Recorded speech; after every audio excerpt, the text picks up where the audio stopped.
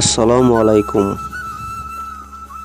প্রিয় খামারি ভাইয়েরা, আশা করি সকলেই ভালো আছেন। আমাদের এই পুলেটটা বগুড়াতে ডেলিভারি হচ্ছে, তাদের কোনো কমপ্লেন নেই। তারই ধারাবাহিকতায় আপনারা যদি পুলেট নিতে চান তাহলে আমাদের সাথে যোগাযোগ করুন।